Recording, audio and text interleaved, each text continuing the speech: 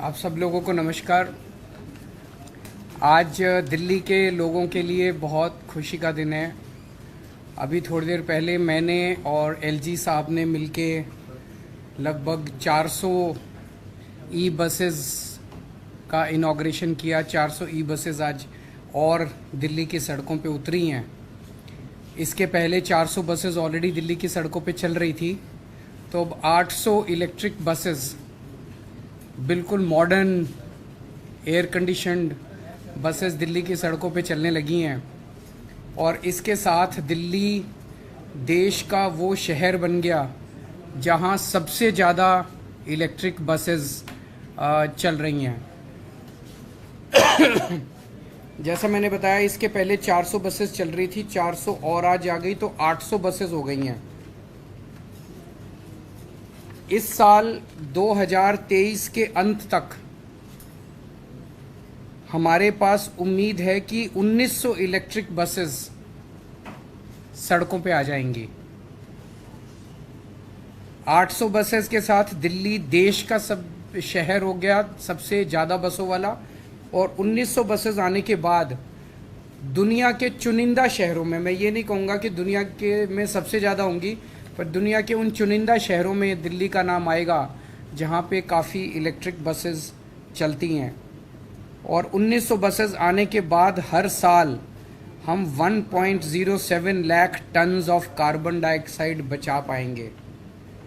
जैसा मैं पहले कई बार बोल चुका हूँ कि 2025 तक का हमारा लक्ष्य है। दिसंबर 2025 तक टोटल दिल्ली की सड़कों पे 10,480 बसें होंगी, जिसमें से 80% बसेस 8,280 बसेस इलेक्ट्रिक बसेस होंगे।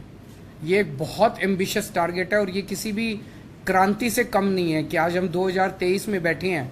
लगभग 2.25 साल के बाद हमारे पास 8,280 इलेक्ट्रिक बसेस होंगी, और जो कि 80% ऑफ द फ्लीट जो है वो, जबकि अभी 800 बसें हैं। 800 से 8,000 10 टाइम्स बसें हम 2.5 साल के अंदर 2.25 साल में ले जाएंगे। ये बसें ज़ीरो पोल्यूशन करती हैं। एक सिंगल चार्ज पे 225 किलोमीटर चलती है बस। सो एक बार अगर चार्ज हो जाए तो लगभग पूरा दिन उसका काम चल जाता है। सारी बसेस एयर कंडीशनड हैं और इसमें डिफरेंटली एबल्ड लोग जो हैं उनके लिए रैंप है, और अगर ज़रूरत पड़े तो पूरी की पूरी बस भी नील कर जाती है किसी भी डिफरेंटली एबल्ड आदमी को ऊपर चढ़ाने के लिए।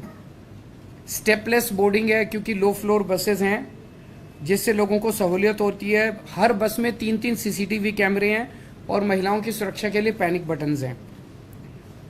कंट्रोल रूम के साथ हर बस का 2 वे कम्युनिकेशन है, और हर बस में जीपीएस यूनिट है उसकी लाइव ट्रैकिंग करने के लिए बस की, और डिस्क ब्रेक्स हैं, fire detection and suppression system है।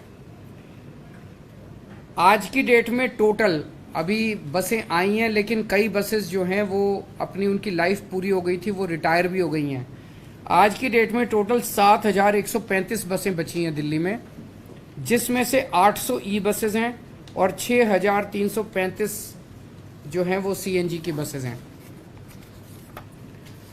इसके थोड़े से फाइनेंशियल्स के बारे में बता देता हूँ, काफ़ी कन्फ्यूजन चल रहा था। 921 बसें हमें केंद्र सरकार की 921 बसों पे सब्सिडी मिल रही है। हर बस पे 45 लाख रुपए की लगभग हमें सब्सिडी मिलेगी, और 921 बसों पे मिला के 417 करोड़ रुपए की सब्सिडी मिलेगी। हर बस की लाइफ जो है वो 12 साल है, तो टोटल खर्चा 921 बसों पे टोटल खर्चा 4,091 करोड़, लगभग 4100 करोड़ का खर्चा आएगा, जिसमें से 417 करोड़ रुपए केंद्र सरकार से मिलेंगे। 10% केंद्र सरकार से मिलेंगे, बाकी 90% जो है वो दिल्ली सरकार खर्च करेगी। तो 8,200 बसों का जो हमारा टारगेट है, उसमें से 900 ये और 300 बसें पहले, 1,200 बसें हमें केंद्र सरकार की सब्सिडी से मिलेगी, और बाकी सारी बसेस हम अपने पैसे से लाएंगे। हमारी तो केंद्र सरकार से गुजारिश है कि जैसे इन 1200 बसों पे सब्सिडी दे रहे हो, बाकियों पे भी सब्सिडी अगर दें तो अच्छा रहेगा। हम उनका शुक्रिया अदा करते हैं कि इन बसों पे भी दे रहे हैं, औरों पे भी देंगे, हम उम्मीद करते हैं। केवल बसें खरीदने से काम नहीं चलेगा, इसके लिए पूरा इंफ्रास्ट्रक्चर तैयार करना पड़ता है, क्योंकि अलग किस्म के बस डिपो बनते हैं जहाँ पे रिचार्जिंग होती है। तो अभी तक हम 182 करोड़ रुपए खर्च करके 1,500 ई बसेस का हमने खड़े करने का डिपोज का वो इंफ्रास्ट्रक्चर तैयार कर लिया है। ये जो आज 400 ई बसेस आई हैं ये टाटा मोटर्स की हैं और ये मायापुरी, नेहरू प्लेस, रोहिणी 1, रोहिणी 2 और बंदा बहादुर मार्ग डिपो से चलेंगी। इसके अलावा 3,980 बसेस जिनमें जीरो सब्सिडी है उसका भी ऑलरेडी कॉन्ट्रैक्ट अवार्ड हो चुका है और वो भी जल्दी आना चालू हो जाएंगी। तो एक तरह से दिल्ली के अंदर इलेक्ट्रिक बसेस में कन्वर्जन की एक तरह से क्रांतिकारी कदम उठाए जा रहे हैं और 2 साल के अंदर हम दुनिया के नक्शे पे होंगे जहां सबसे ज़्यादा बसें दिल्ली के अंदर होंगी। अगर इस पे आपके कोई प्रश्न है तो। सर आपने कहा कि अभी केंद्र सरकार ने 10% जो है बीजेपी का कहना है कि ज़्यादातर केंद्र सरकार दे रही है और आप लोग इसका श्रेय ले रहे हैं। सारा श्रेय उन्हीं को और सारी मेहनत हमारी, सारा, मैं तो हमेशा ही कहता हूँ सारा श्रेय उन्हीं का। सर एक और इम्पोर्टेंट सवाल है, इंडिया और भारत को लेकर ये कहा जा रहा है कि जो स्पेशल सेशन है उसमें प्रस्ताव लाया जाएगा, इंडिया का नाम बदलकर भारत किया जाएगा और कुछ निमंत्रण भी राष्ट्रपति की तरफ से आज में पूरे मामले को सर आप कैसे देख रहे हैं, क्योंकि तरह तरह की चर्चा हो रही है सेशन में रिपब्लिक ऑफ इंडिया की जगह भारत लिखा जाए।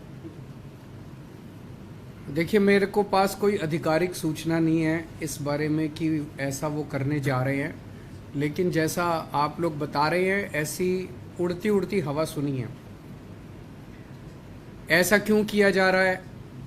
ऐसा कहा जा रहा है, इसलिए किया जा रहा है क्योंकि इंडिया नाम का कई सारी पार्टियों का एक अलायंस बना है जिसका नाम इंडिया है। तो अगर किसी पार्टियों का अलायंस इंडिया बन जाता है तो वो देश का नाम बदल देंगे। देश तो 140 करोड़ लोगों का है, किसी एक पार्टी का देश थोड़ी है। कल मान लीजिए इस इंडिया अलायंस ने अपना नाम बदल के भारत रख लिया, तो फिर भारत भी बदल देंगे।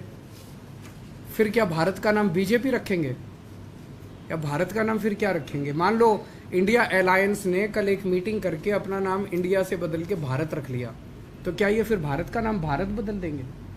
ये क्या मजाक है?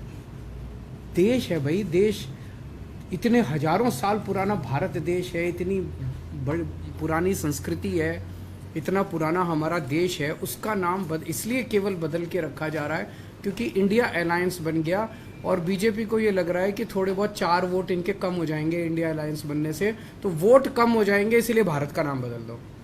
ये तो देश के साथ गद्दारी है। मतलब पार्लियामेंट पैनिक बटन मतलब दब चुका है। ऐसा लगता है कि जो असर पैदा हुआ है, देखिए इंडिया अलायंस का के लिए जो इनका रिस्पॉन्स है उससे लगता है कि बहुत ज़्यादा बौखलाए हुए हैं, बहुत ज़्यादा बौखलाए हुए हैं। जिस दिन इंडिया अलायंस आया था उस दिन उन्होंने एक शगुफा छोड़ दिया, 1 नेशन 1 इलेक्शन करेंगे, डाइवर्ट करने के लिए टेंशन। 1 नेशन 1 इलेक्शन कैसे कर सकते हैं?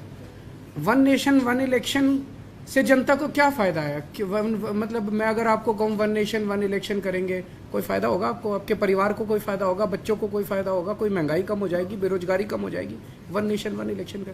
1 नेशन 1 इलेक्शन का बस एक ही फ़ायदा है, अभी ये इनको हर 6-6 महीने में जनता के बीच में जाके जनता के कुछ काम करने पड़ते हैं। फिर ये 5 साल में एक बार शक्ल दिखाएंगे, 5 साल पूरी दुनिया घूमेंगे, फिर 5 साल में एक बार शक्ल दिखाने आएंगे। मैं चैलेंज करता हूं अगर 1 नेशन 1 इलेक्शन हो गया तो अगले चुनाव के पहले 5,000 रुपये का सिलेंडर मिलेगा और अगली बार फिर ये 5,000 सिलेंडर करके और कहेंगे 200 रुपये कम कर दिए सिलेंडर के।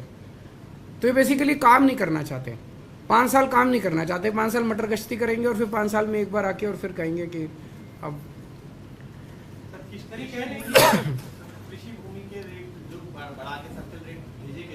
उसमें एलजी साहब ने कुछ क्वेरीज लगा के भेजी हैं, जो भी उनकी क्वेरीज हैं हम उनका जवाब दे देंगे। सर बसेस का मुद्दे पे चूंकि हम बात कर रहे थे, एक बहुत महत्वाकांक्षी योजना है मोहल्ला बसेस की, जिसके ऊपर काफी काम चल रहा था, लेकिन अभी जो ये और फेलोज को हटा जाने की वजह से जो आपकी योजनाओं पे असर पड़ा है उसमें वो भी है तो हम मैं आज ही इनसे बात कर रहा था, मुझे लगता है हफ्ते 10 दिन के अंदर इसको लॉन्च करेंगे हम, बहुत जल्दी लॉन्च करने जा रहे हैं। सर एक बहस सनातन को लेकर के जुड़ी हुई है, जिस पर ये कहा जा रहा है कि इंडिया दल के जो लोग हैं वो चुप्पी साध रहे हैं, बीजेपी आरोप लगा रही है, इस पर आपका क्या? मुझे ये मैं भी सनातन धर्म से हूँ, ये भी सनातन धर्म से, आप लोग भी, आप में से भी कई लोग सनातन धर्म के होंगे। मुझे लगता है हमें एक दूसरे के धर्म की इज्जत करनी चाहिए।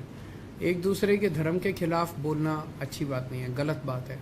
एक दूसरे के, सबको एक दूसरे के धर्म की इज्जत करनी चाहिए।